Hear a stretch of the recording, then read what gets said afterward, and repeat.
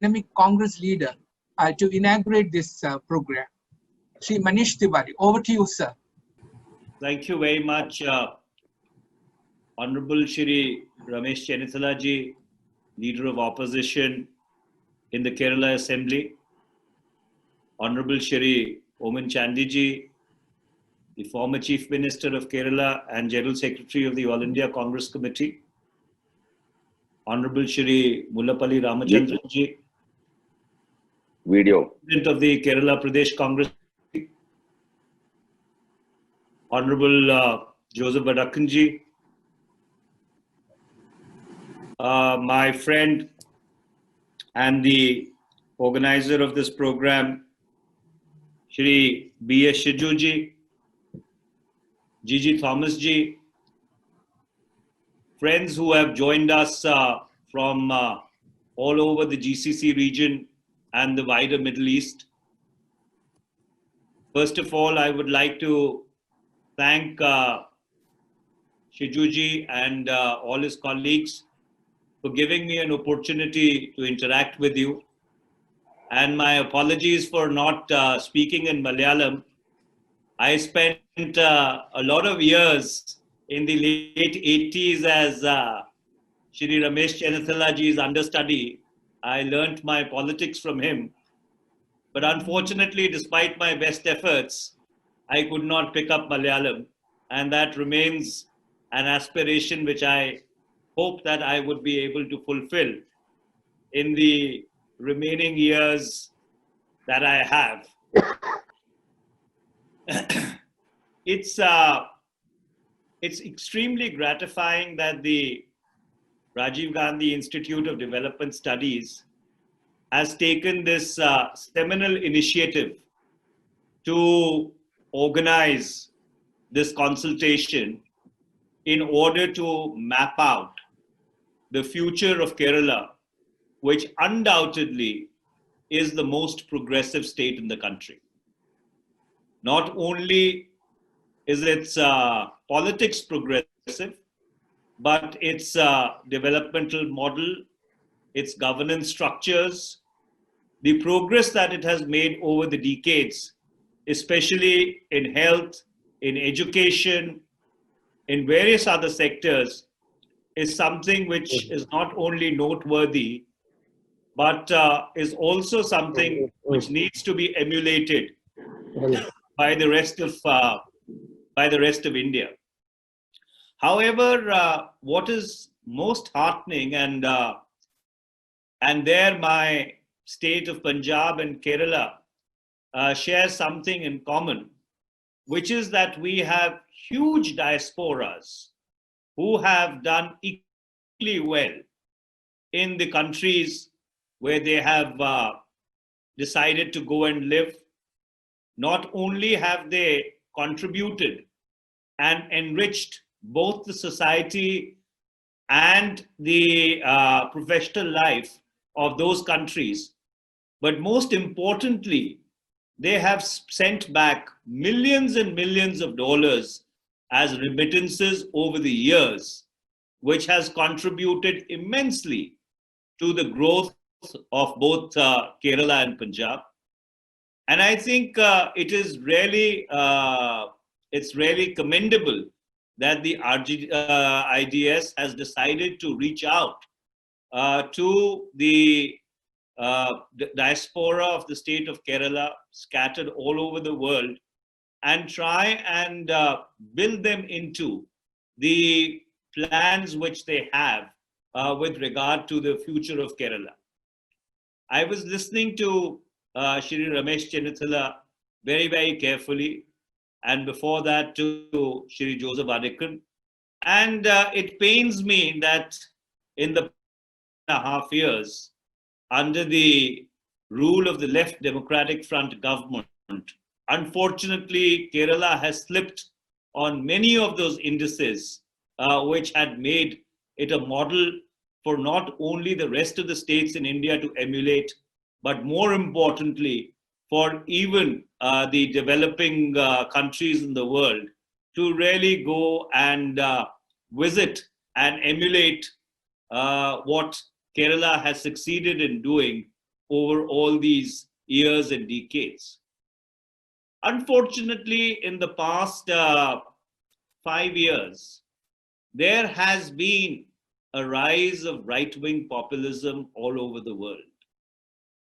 President Donald Trump, who is up for re-election on the 3rd of November, probably is the most visible face of this global trend, which has spawned the likes of Erdogan in Turkey, Mr. Duterte in Philippines, and closer home, Prime Minister Mr. Narendra Modi. And unfortunately, India, over the past 6 years, has paid a very heavy price for this politics of majoritarianism, for this politics of hate and bigotry, which seeks to divide our society, and more importantly, the flawed economic experiments which have completely and absolutely demolished and pulverized one of the fastest rising economies in the world.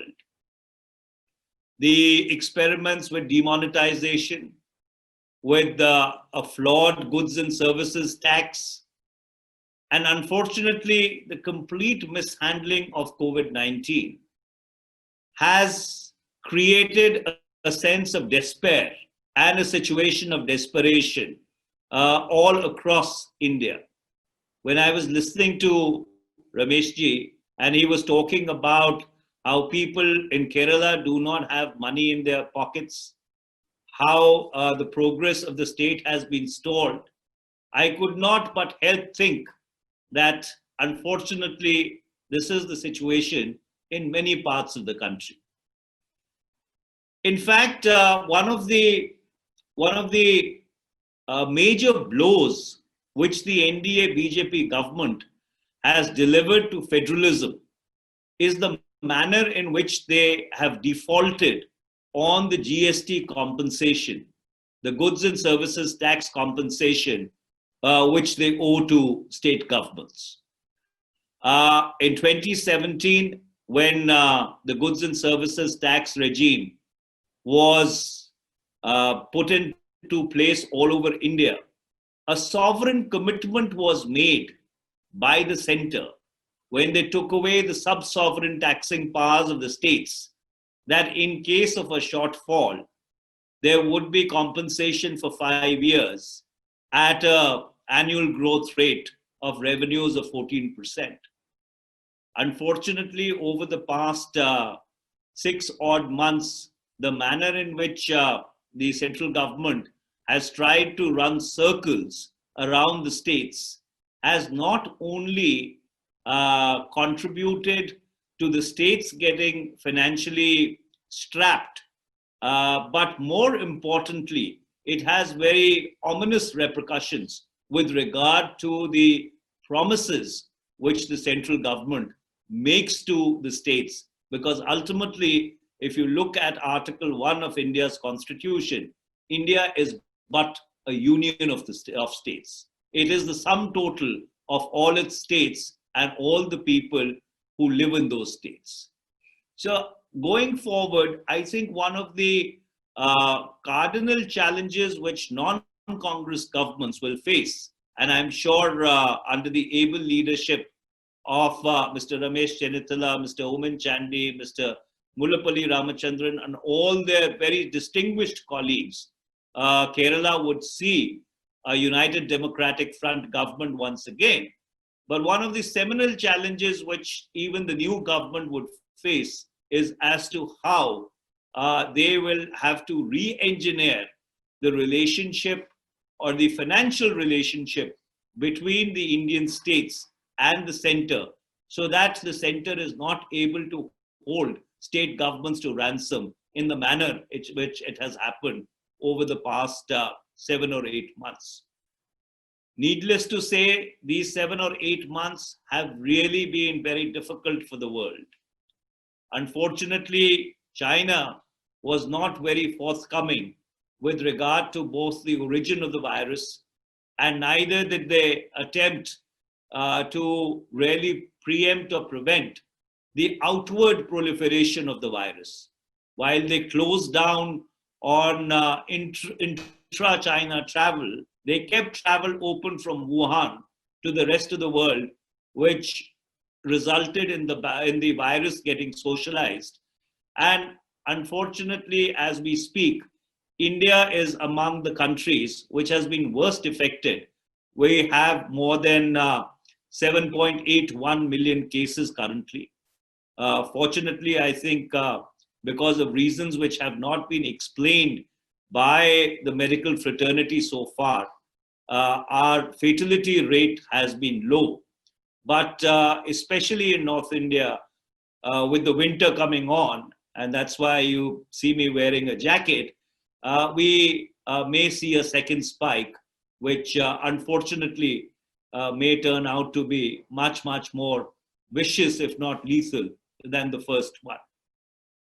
So therefore, under those circumstances, it becomes incumbent for state governments facing this double whammy of having to tackle a pandemic and also a completely recalcitrant or a completely nonchalant central government, that they will have to find ways and means of being able to augment their revenues.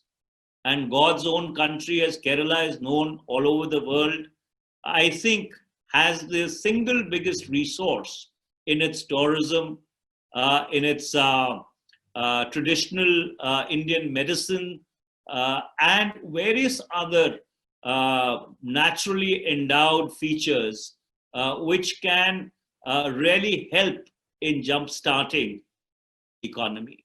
There are, of course, many other sunrise areas. Biotechnology was mentioned, nanotechnology, where if the state government were to take a very proactive initiative, I am sure a lot of investment which till yesterday would have gone the Chinese way would definitely start looking at alternatives. And Kerala is one of those states which makes a very attractive investment destination from every point of view. Moreover, it is very clear that in the days and the months ahead, as we try and the center-state relationship, the federal-state relation, the development of each and every state is going to be extremely critical for the well-being of its people. And where the diaspora, I think, can play a seminal and a very, very important role, not only in terms of the remittances or in terms of the investments which they would be able to leverage, but more importantly, in terms of the best practices around the world, which they can bring to the table in almost every field of human endeavor and every field of human activity. So therefore, I would like to once again compliment the RGIS RGIDS for taking this very important initiative and for involving the diaspora. And I'm sure their inputs and what they would contribute intellectually to shaping this perspective plan for the future of Kerala would definitely go a long way in bringing more prosperity, more happiness, and more importantly, more employment to the state of Kerala.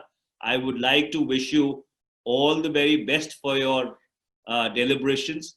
And I would like to thank you for inviting somebody from a remote part or a remote northern state of the country to be able to participate in your deliberations.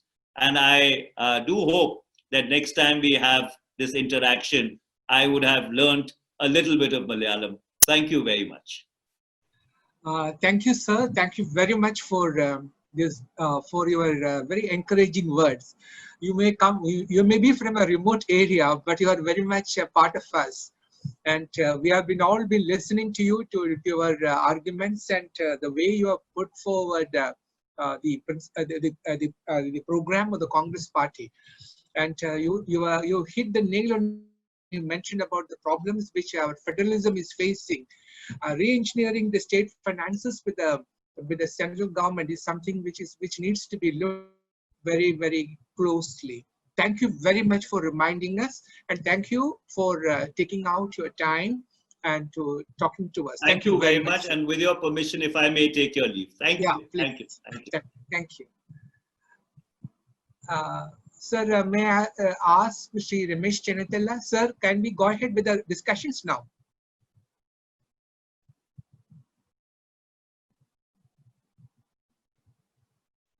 Shiju? Manjandi sir line undo nokavo. Manjandi sir meeting വേറൊരു മീറ്റിംഗിൽ കയറിയിരിക്കുകയാണ് ഇപ്പോൾ. Manjandi sir വേറൊരു മീറ്റിംഗിൽ കയറി നമുക്ക് consultation അതെ നമുക്ക് മുന്നോട്ട് പോകാമോ? പോകാം. ഓക്കെ, പ്രിയപ്പെട്ട സ്നേഹിതരെ, ഒരു നിങ്ങൾ ഈ പ്രോഗ്രാമിന്റെ ഉദ്ദേശത്തെ കുറിച്ച് എല്ലാവർക്കും ഒരു ചെറിയ ഐഡിയ ലഭിച്ചിട്ടുണ്ടെന്ന് ഞാൻ മനസ്സിലാക്കുന്നു. ഇപ്പോൾ നമുക്ക് 30 പേരോളം ഉണ്ട് നമുക്ക് ഇനിയുള്ള ചർച്ചയിൽ പങ്കെടുക്കാൻ. അപ്പൊ തീർച്ചയായിട്ടും നമുക്കുള്ള സമയം വളരെ പരിമിതമാണ്.